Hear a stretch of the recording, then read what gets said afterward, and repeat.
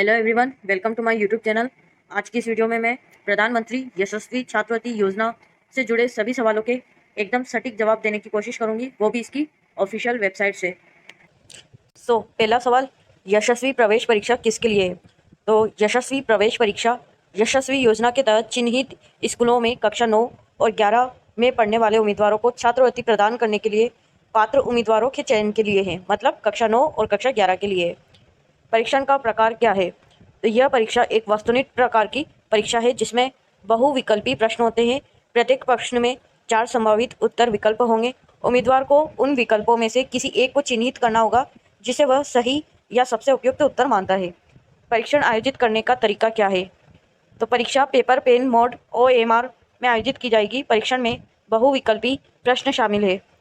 आवेदन करने के लिए कौन पात्र है? तो आवेदक भारतीय नागरिक होने चाहिए। उम्मीदवार OBC, EBC, DNT श्रेणी से संबंधित होना चाहिए। कक्षा 9 के लिए आवेदन करने वाले अभ्यर्थी का जन्म 1 अप्रैल 2007 से 31 मार्च 2011 के बीच होना चाहिए। कक्षा 11 के लिए आवेदन करने वाले उम्मीदवार का जन्म 1 अप्रैल 2005 से 31 मार्च 2009 के बीच होना चाहिए। आवेदक के माता पिता या अभिभावक की आय 2.5 लाख प्रतिवर्ष से अधिक नहीं होनी चाहिए। चिन्हित स्कूलों में कक्षा 9 या कक्षा 11 में अध्ययनरत होना चाहिए। शैक्षणिक वर्ष 2022-23 के दौरान 8वीं या 10वीं कक्षा उत्तीर्ण होना चाहिए। चिन्हित स्कूलों से यहाँ तात्पर्य है वे स्कूल जो NTA की लिस्ट में आते हैं। नेक्स्ट है, मुझे छात्रवृत्ति प्रदान करने की योजना के तहत पहचाने गए स्कूलों की सूची कहाँ से मिलेगी? तो इसके लिए हमें इस वेबसाइट पर जाना होगा। मैं क्लिक करती हूँ। जैसे ही आप उस लिंक पर क्लिक करेंगे आपके सामने एक ऐसा वेब पेज खुलेगा जिसमें लिखा रहा है अपने स्कूल के बारे में जानने के लिए यहाँ क्लिक किए।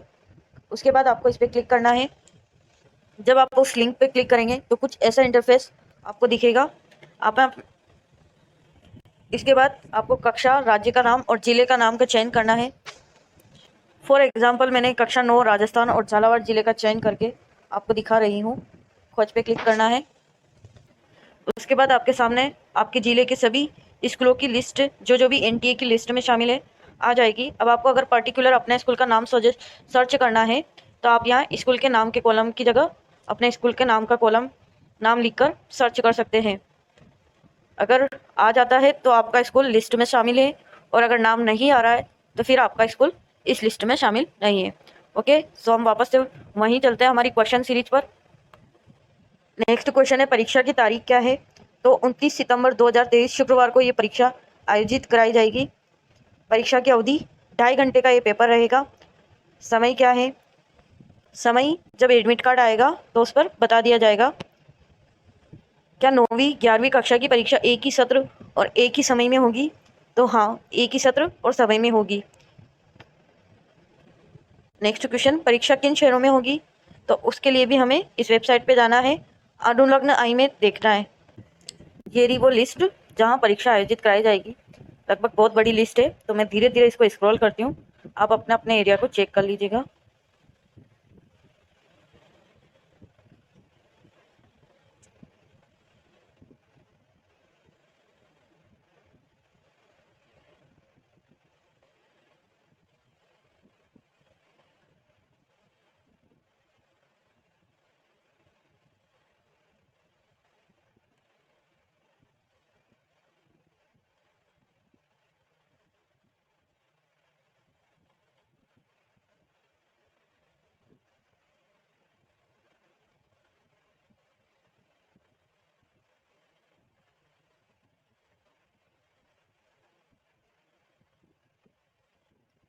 अगर आपको ये लिस्ट नहीं देखनी है तो आप वीडियो को स्किप भी कर सकते हैं।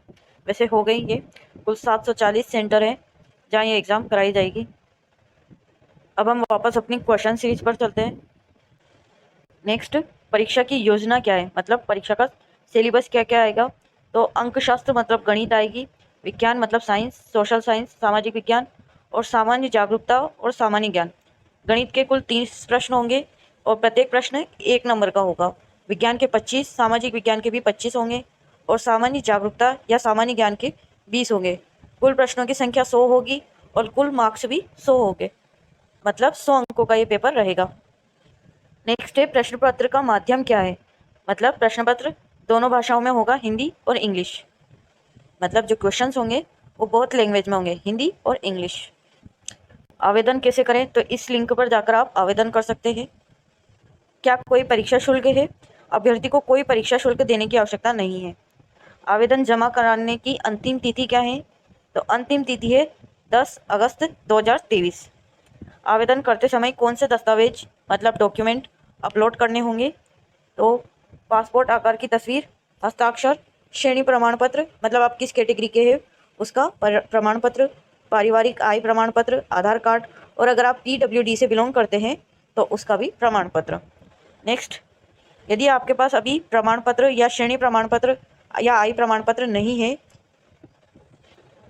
आपने इन प्रमाण पत्र के लिए आवेदन कर रखा है लेकिन प्राप्त करने में समय लग रहा है, तो फिर ऐसी स्थिति में आप आवेदन कर सकते हैं यानी, या फिर क्या रूल्स है तो वो मैं आपको बताती हूँ।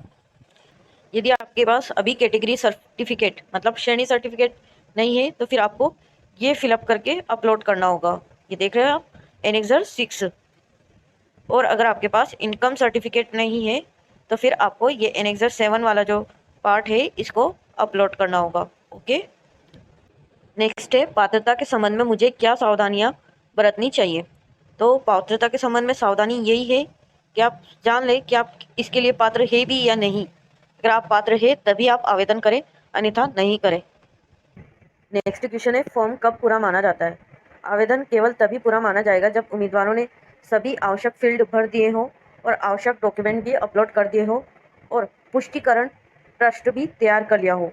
मतलब जब आप पूरा फॉर्म भर लेंगे, सब कुछ सबमिट कर देंगे तो आपको एक कन्फर्मेशन पेज मिलेगा, तो वो भी आपका एकदम जनरेट हो चुका हो, तब आपका आवेदन पूरा माना जाएगा और फॉर्म कंप्लीट माना जाएगा।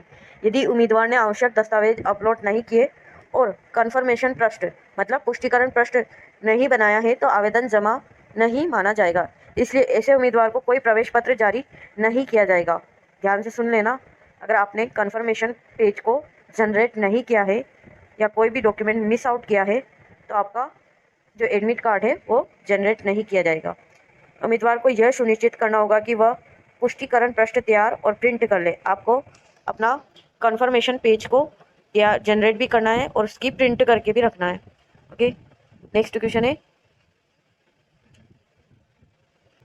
क्या मुझे NTA को पुष्टिकरण पृष्ठ भेजने की आवश्यकता है। तो उम्मीदवारों को NTA को ऑनलाइन आवेदन पत्र या कोई दस्तावेज पुष्टिकरण पृष्ठ भेजने जमा करने की आवश्यकता नहीं है।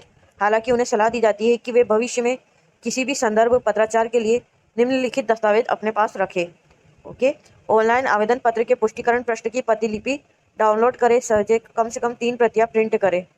फोटोग्राफ ऑनलाइन आवेदन पत्र पर अपलोड किए गए समान हो। ओके। नेक्स्ट है यदि मैंने पंजीकरण आवेदन करते समय कोई गलती की है तो क्या मैं बाद में आवेदन पत्र में बदलाव कर सकता हूँ। तो इसका आंसर होगा एक बार फॉर्म जमा करने के बाद आवेदन पत्र में दिए गए विवरण को बदला नहीं जा सकता है। हालांकि हालांकि NTA शेड्यूल के अनुसार सुधार विंडो खोलेगा और आवेदन पत्र के विवरण में सुधार केवल सुधार विंडो के दौरान ही वेबसाइट पर शामिल किया जा सकता है। मतलब कि जब फॉर्म खत्म होने के बाद एक करेक्शन विंडो ओपन किया जाएगा जिसमें सभी कैंडिडेट को अपने फॉर्म में की गई गलतियों को करेक्ट करने का अवसर दिया जाएगा। मैंने सुधार किया और सबमिट कर दिया। सबमिट करने के बाद मैंने पाया कि अभी भी कुछ और सुधार किया जाना बाकी है। क्या मैं ऐसा कर सकता हूँ। सुधार जमा करने के बाद मतलब जब आपने कुछ भी करेक्शन करना था जो आपको वो कर दिया और उसके बाद उसको अपलोड कर दिया, तो अब आप दोबारा उसे में छेड़खानी नहीं कर सकते हो। केवल एक ही बार आपको सुधार करने का मौका दिया जाएगा। आवेदन पत्र में सुधार करते समय निरंतर टाइम आउट, सर्वर त्रुटि या फाइल नहीं मिली त्रुटि होने पर उम्मीदवार को क्या करना चाहिए। आवेदन पत्र भरते समय इंटरनेट एक्सप्लोरर के अद्यतन संस्करण और अच्छे इंटरनेट कनेक्शन का उपयोग करें। लगातार टाइम आउट की स्थिति में कोई ब्राउज़र की कुकीज़ और इतिहास को साफ कर सकता है और ऑफ पीक घंटों के दौरान भर सकता है। मतलब अगर ऐसी कोई परेशानी आपके साथ होती है फॉर्म भरने के टाइम पे, तो आप अपना जो भी हिस्ट्री है क्रोम ब्राउज़र का वगैरह वगैरह वो सब हिस्ट्री क्लियर करके दोबारा से फिलअप कर पाओगे। मैं अपनी ईमेल आईडी सत्यापित नहीं कर पा रहा हूँ, क्या करूँ। यह संभव है कि आवेदन पत्र में दी गई ईमेल आईडी में कोई त्रुटि हो। इसे ठीक करें और पुनः प्रयास करें। हो सकता है आप जो ईमेल आईडी फिलअप कर रहे हो उसी में ही कोई त्रुटि हो, गलती हो। मतलब मैं अपना आवेदन क्रमांक पासवर्ड भूल गया हूँ, मुझे ये कैसे मिलेगा? तो इस लिंक पर क्लिक करना है आपको। उसके बाद होम पेज पर दिए गए लिंक पर क्लिक करके अपना आवेदन नंबर पा सकते हैं या पासवर्ड रीसेट कर सकते हैं। हालांकि आप अपना मेल बॉक्स से चेक कर सकते हैं, आपका आवेदन पत्र आपको मेल के माध्यम से सूचित कर दिया गया है। ओके, मतलब आपके ईमेल आईडी पर भी एक मेल है जिसमें आपका आवेदन पत्र है, आवेदन आईडी है। एनटीए की क्या भूमिका है? एनटीए की भूमिका उम्मीदवारों के पंजीकरण, प्रवेश पत्र जारी करने, परीक्षा आयोजित करने, चुनौती के बाद उत्तर कुंजी को अंतिम रूप देने, प्रक्रिया करने, परिणाम घोषित करने, स्कोर कार्ड की मेजबानी करने, मेरिट सूची को अंतिम रूप देने, प्रदर्शित करने तक ही सीमित है। छात्रवृत्ति प्रदान करने में एनटीए की कोई भूमिका नहीं है। मतलब एनटीए का काम फॉर्म लेना, सबमिट करना, एग्जाम कंडक्ट करवाना, एडमिट कार्ड जारी करना, मेरिट लिस्ट बनाना, लगभग सभी काम एनटीए के हैं, लेकिन छात्रवृत्ति प्रदान करने में एनटीए की कोई भूमिका नहीं है। उसके बाद देखते हैं प्रवेश पत्र, मतलब एडमिट कार्ड से संबंधित कुछ इन्फॉर्मेशन। मुझे अपना एडमिट कार्ड कैसे मिलेगा? तो एडमिट कार्ड शीघ्र ही इस वेबसाइट पे अपलोड किया जाएगा, जब एग्जाम तिथि से कुछ टाइम पहले। ओके, उम्मीदवारों को सभी विवरणों जैसे रोल नंबर, नाम, माध्यम, जन्म तिथि, लिंग, परीक्षा का केंद्र, शहर, श्रेणी आदि के लिए प्रवेश पत्र को सावधानी पूर्वक जांचना होगा, मतलब देखना होगा। ये सारी इन्फॉर्मेशन उसी में होगी। यदि मुझे अपना प्रवेश पत्र नहीं मिलता है तो मुझे किससे संपर्क करना चाहिए, या यदि मेरे एडमिट कार्ड में कोई समस्या है या मैं अपना एडमिट कार्ड डाउनलोड नहीं कर पा रहा हूँ तो मैं किससे संपर्क कर सकता हूँ? तो इस कंडीशन में आप या तो इस ईमेल आईडी पर मेल कर सकते हैं या फिर ये जो साइट में नंबर दिए गए हैं इन पर कॉल कर सकते हैं। मुझे परीक्षा केंद्रों का नाम कहाँ मिल सकता है? प्रत्येक उम्मीदवार के परीक्षा केंद्र का नाम उसके संबंधित प्रवेश पत्र पर दर्शाया गया है। मतलब आपके एडमिट कार्ड पर ही आपके सेंटर का नाम लिखा होगा। क्या मैं एडमिट कार्ड प्राप्त करने के बाद अपना परीक्षा शहर बदल सकता हूँ? तो ऐसा पॉसिबल नहीं है। ओके, क्या मुझे प्रवेश पत्र पर अपना फोटो लगाना आवश्यक है? केंद्र पर पहुंचने से पहले आपको घोषणा पत्र के नीचे अपनी तस्वीर और बाएं हाथ के अंगूठे का निशान लगाना होगा और दिए गए स्थान पर अपने माता पिता के हस्ताक्षर भी करवाने होंगे। आपको परीक्षा केंद्र पर पर्यवेक्षक की उपस्थिति में प्रवेश पत्र पर हस्ताक्षर करने होंगे। ये सारी प्रोसेस तब की है जब एडमिट कार्ड रिलीज हो जाएंगे। ओके, नेक्स्ट है परीक्षा केंद्र पर रिपोर्टिंग समय क्या रहेगा? तो ये इन्फॉर्मेशन भी एडमिट कार्ड में ही दी जाएगी, क्या रिपोर्टिंग का समय रहेगा। इन सवालों से रिलेटेड इन्फॉर्मेशन आपको एडमिट कार्ड में दी जाएगी। इसको जब एडमिट कार्ड आ जाएंगे तभी मैं आपको बताऊंगी। फिलहाल हम आगे के क्वेश्चन से देखते हैं। क्या गलत उत्तरों के लिए नकारात्मक अंकन होगा, मतलब नेगेटिव मार्किंग होगी? तो नेगेटिव मार्किंग नहीं होगी।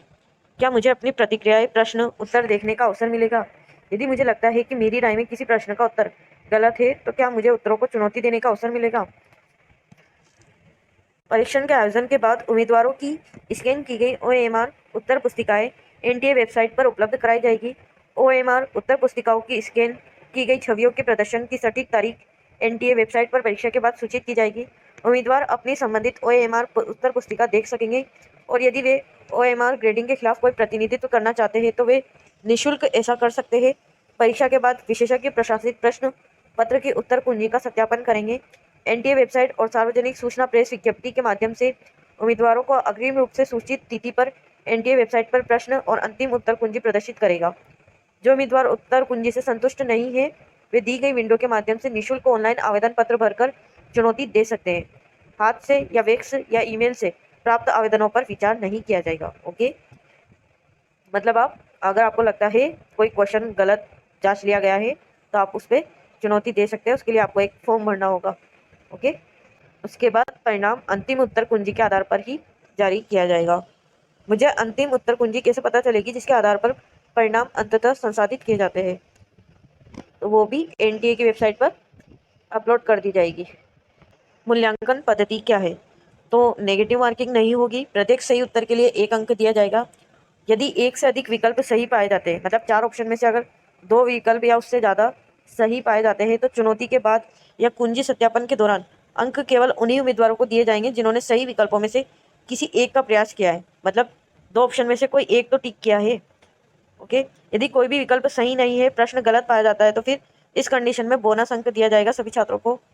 नतीजे कब घोषित होंगे ये तो एनटीए ही जाने। योग्यता मापदंड क्या है? तो आपके कम से कम 35% मार्क्स तो आने ही चाहिए। क्या मैं परिणामों के बाद अपने उत्तरों की पुनः जांच के लिए आवेदन कर सकता हूँ? नहीं। क्या कोई मेरिट लिस्ट भी होगी? एनटीए राज्यवार मेरिट सूची तैयार करेगा। ओके, तो 35% मार्क्स तो आपको क्वालिफाई करने के लिए लाने होंगे। इसके अलावा स्टेट वाइज मेरिट लिस्ट निकाली जाएगी और उसी में आपका चयन होगा या नहीं होगा ये पता चलेगा। सो लगभग मैंने इस वीडियो में आपको इस योजना के बारे में कंप्लीट इन्फॉर्मेशन देने की कोशिश की है। कुछ ही दिनों में हम इस योजना में सेलेक्ट होने के लिए, छात्रवृत्ति पाने के लिए जो एग्ज़ाम कंडक्ट कराया जाता है उसकी सोशल साइंस की सीरीज़ लेके आने वाले हैं। सो आप जुड़े रहिएगा। अगर पसंद आया हो तो चैनल को लाइक, शेयर और सब्सक्राइब कर लीजिएगा।